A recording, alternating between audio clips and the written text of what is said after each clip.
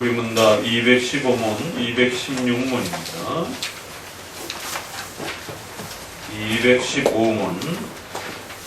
당신은 성도에게 다가오는 아주 작은 욕망까지도 죄라고 생각하십니까? 비록 그가 이것에 대해 저항하고 결코 여기에 동의하지 않았는데도 말입니다.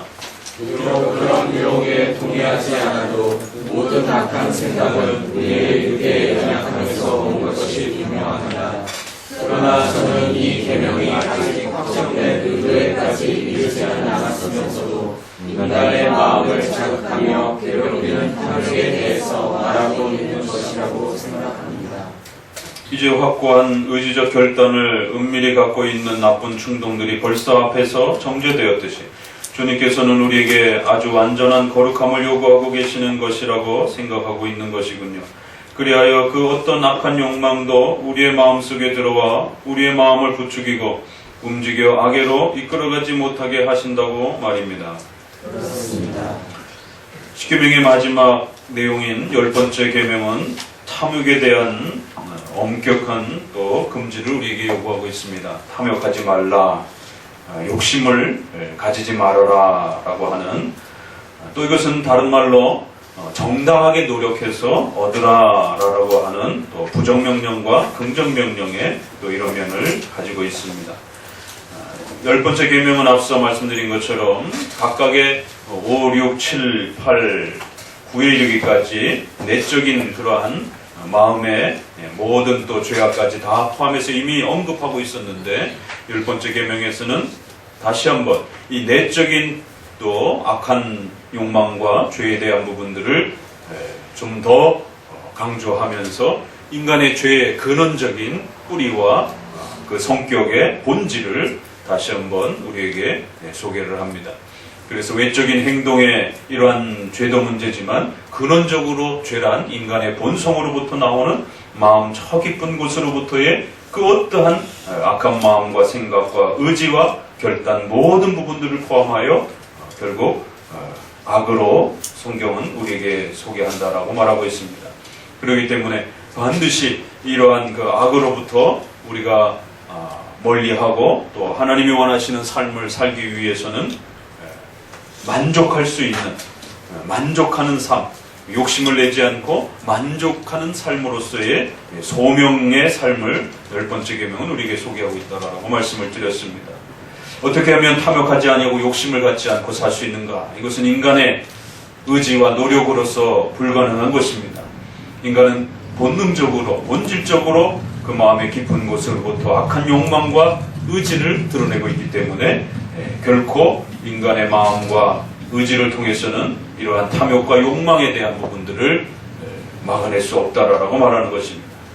그래서 오직 전적인 하나님의 은혜를 통해서 하나님의 주권 아래서 살아가는 절대적인 섭리적 삶, 그래서 상대적으로 남하고 자꾸 비교하고 그래서 그 비교함을 통해서 상대적인 박탈감을 자꾸만 느끼는 것이 아니라 하나님께서 우리에게 주신 만큼 하나님의 작정과 섭리 속에서 산다라고 하는 절대적인 삶, 바로 하나님이 주신 만큼 소명적으로 우리의 삶을 살아가고 있다라고 하는 소명의 삶, 섭리적 삶, 주어진 만큼 살아간다라고 하는 바로 이러한 섭리적, 소명적 삶의 의미를 깨달아야만이 바로 이러한 악한 욕망으로부터 벗어날 수 있는 것입니다. 그래서 이제 이 10번째 계명에 있어서 우리에게 가르치는 것은 이 만족의 삶은 바로 이처럼 소명의 삶으로부터 시작이 되어지는 것이고, 또 그렇기 때문에 이러한 섭리적, 소명적 삶은 결코 우리 인간을 기계처럼 또 운명론처럼 그렇게 다루지 아니하고 하나님의 절대 주권을 다뤄가시되 인간을 인격적인 존재로서 하나님과 그렇게 동행하며 살아갈 수 있도록, 또 하나님의 언약에 참여할 수 있는 자로 그렇게 살아가도록 그렇게 불러주셨다는 것이. 그래서 우리의 모든 삶은 하나님의 절대적인 그러한 주권 속에서 주시는 섭리적 삶이요 소명적 삶입니다. 그럼에도 불구하고 그런 하나님의 소명과 부르심은 단순한 운명론처럼 기계처럼 그렇게 이루거나 부르시는 것이 아니라 반드시 인격적인 언약관계 속에서 상호 언약 관계 속에서 하나님께서 부어주시는 또 약속해주시는 또 그러한 내용들을 그의 백성들이 잘 순종하고 복종함으로써 또 누리는 이러한 언약적 상호 관계 속에서 하나님의 은혜를 누릴 수 있도록, 그러면서도 인간의 인격적인 책임을 충분히 감당하면서 또 살아가도록 그렇게 불러주셨다는 것입니다. 그래서 10번째 계명은 반드시 성도들의 책임과 의무를 감당하도록 요구하는 또 이러한 인격적 책임에 대한 엄중한 또 내용들을 우리에게 요구하고 있습니다.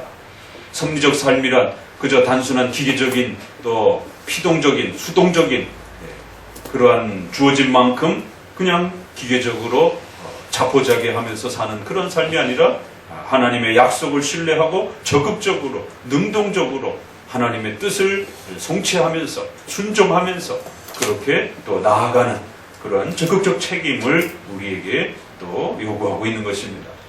바로 이러한 책임과 의무를 감당하면서 성장하고 또 소원하는 바들을 또 성취하고 또 꿈꾸고 바라는 것들을 또 얻으라라고 하는 바로 그러한 삶을 우리에게 가르치고 있는 것입니다.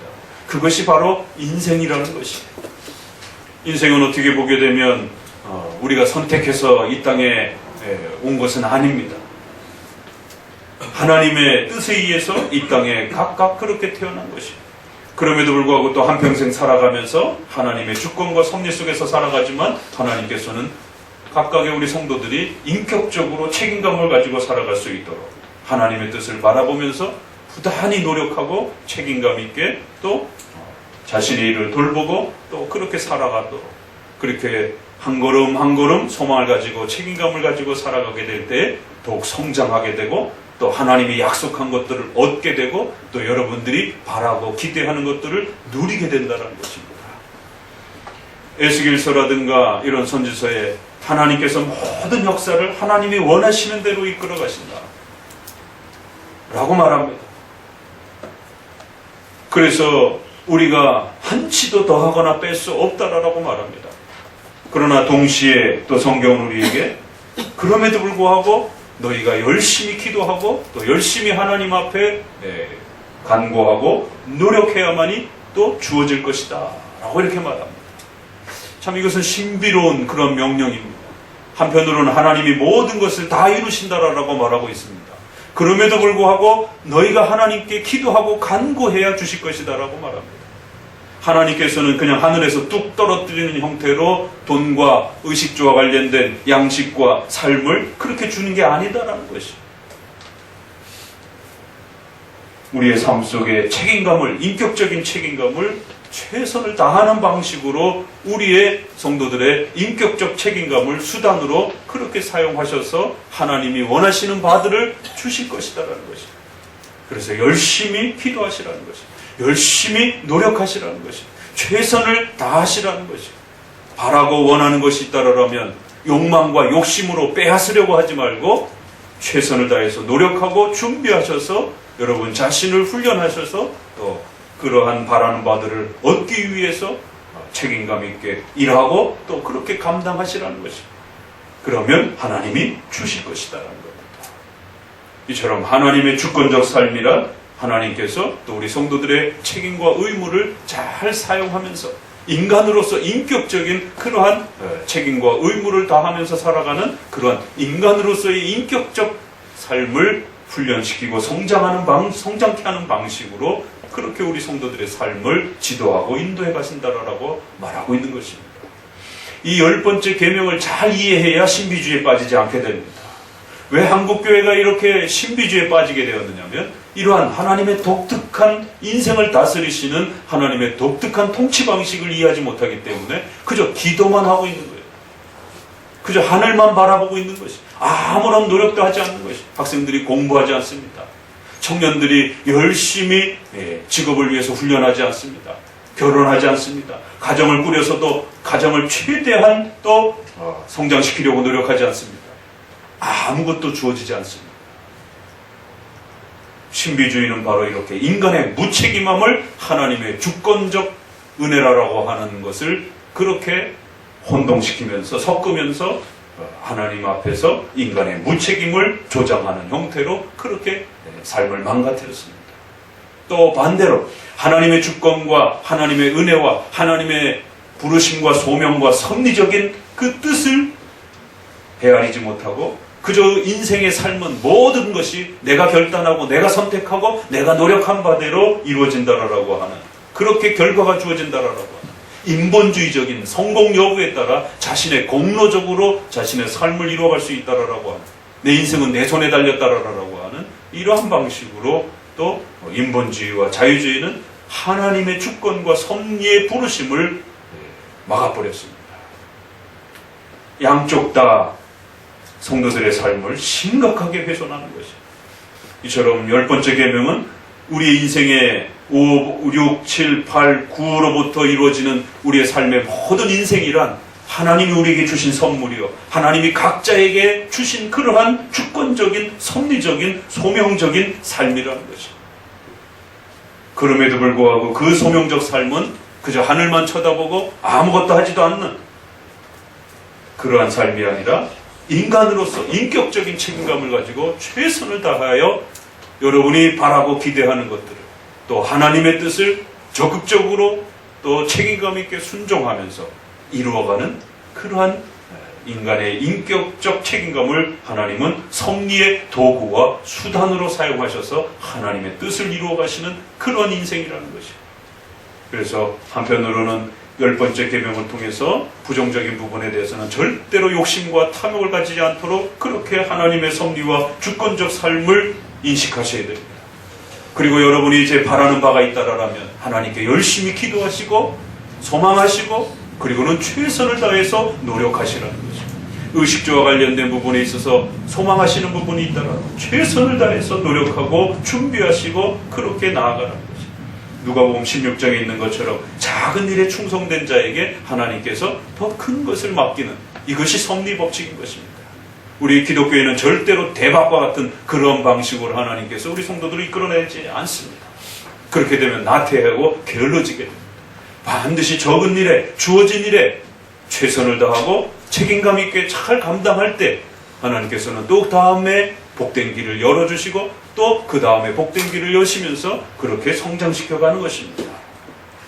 그래서 10번째 계명은 이처럼 한편으로는 하나님의 주권적 부르심에 대한 소명적, 섭리적 삶임을 기억하셔야 되고, 또 한편으로는 인간의 책임과 의무를 그 부르심 안에서 최선을 다해서 노력하면서 원하는 바가 있다라면 빼앗으려고 하지 말고 노력해서 비전과 소망을 가지고 꿈을 꾸고 미래를 계획하면서 열심히 노력하고 준비하면 하나님께서 여러분에게 그 준비되어진 만큼 그렇게 또 은혜로 여러분의 삶을 복되게 하실 것이라는 겁니다.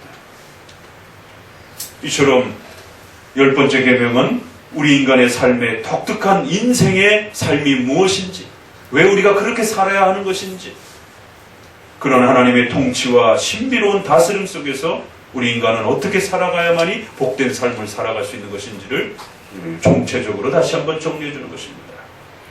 그렇기 때문에 이제 마무리하면서도 당신은 성도에게 다가오는 아주 작은 욕망까지라도 죄라고 생각합니까? 로마 가톨릭에서는 작은 욕망은 죄가 아니라라고 이렇게 가르치면서 죄에 대한 개념을 많이 희석시켰습니다. 행동으로 결단해서 나오는 그러한 부분만 죄라라고 하면서 마음의 그러한 작은 욕망들은 죄가 아닌 것처럼, 또 알미니안주의라고 하는 인본주의가 또 종교개혁 이후에 등장해서 또 인간의 의지와 결단과 관련된 많은 부분들을 나누면서 또 죄의 또 경중을 그렇게 또 수준을 낮춰놨습니다.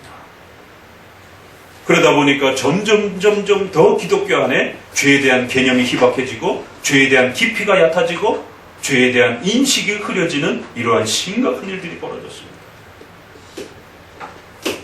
자기 스스로 죄를 범하고 있음에도 불구하고 죄가 아닌 것처럼 그렇게 살아가는 시대가 된 것입니다.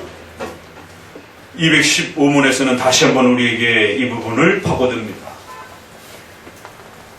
유혹에 동의하지 않아도 모든 악한 생각과 우리의 육의 연약함에서 오는 모든 것이 분명합니다. 그렇기 때문에 아직 확정된 의지와 결단에 이르지 않았어도 인간의 마음을 자극하고 괴롭히며 인간의 마음속에 파고드는 그 작은 욕망과 또 그러한 탐욕조차도 모두가 다 악한 죄임을 성경은 우리에게 지적한다는 것입니다.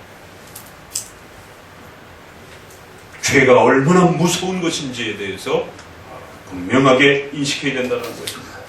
악한 욕망과 탐욕과 시기와 질투와 미움은 인간 삶 전체를 파괴하는 무서운 독이 된다는 것입니다. 그건 아주 작은 불씨처럼 그렇게 시작되어진다라고 말하는 것입니다. 한순간에 시기와 질투가 살인을 불러일으키게 되고 남의 것을 빼앗고 남의 명예를 훼손하고 남을 파괴하려고 하는 무서운 분노와 또 심각한 폭력적 행동으로 폭발해 나가는 것입니다.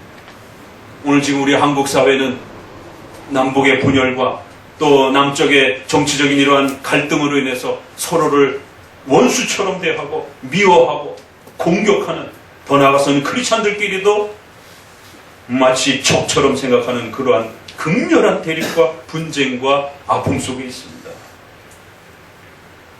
그게 얼마나 무서운 죄인지에 대해서 전혀 인지를 못하는 것입니다. 그저 자신의 정치적 자유와 신념을 표출하는 것이라고 이렇게 얘기합니다. 아닙니다. 악한 생각과 아주 작은 욕망까지라도 그것이 성경적으로 올바르게 바르게 절제된 마음이 아니면 그건 심각한 죄라는 것입니다. 확고한 의지적 결단을 은밀히 갖고 있는 나쁜 충동들이 벌써 끊임없이 앞에서 지적되었던 것처럼 이제 우리 안에 하나님께서는 아주 완전한 거룩함을 요구하시기 때문에 이러한 작은 약한 욕망도 우리 마음속에 파고들어와서 우리의 마음을 부추기고 움직이며 결국 악애로 끌어내면서 우리 이웃들의 명예와 재산과 그들의 삶을 미워하고 시기하고 질투하고 나와 다른 신념을 가진 자들에 대해서 공격적으로 그렇게 행동을 취하는 이런 모든 부분들은 결국 인간의 악한 욕망으로부터 탐욕으로부터 시기와 질투로부터 시작된다라고 그렇게 경고하고 있는 것입니다. 이런 죄로부터 우리를 보호하기 위해서는 반드시 하나님의 주권적 삶이라고 하는 섭리적 삶과 소명적 삶을 반드시 새겨 배워야 하는 것입니다. 그리고는 그러한 부르심이란 나태하고 게으른 삶이 아니라 반드시 인간의 책임을 동반하고 그 책임에 맞게끔 하나님께서 주시고 또 그 보상을 허락해 주시는 그러한 삶이라는 것입니다.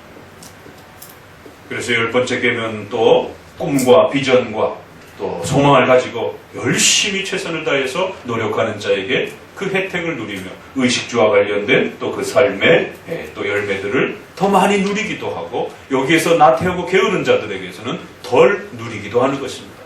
그래서 크리스찬이라 할지라도 노력하지 않는다라면 부족한 열매를 얻게 되고 크리스찬이라 할지라도 더 열심히 노력한다라면 또 풍성한 열매를 누리기도 하는 것입니다.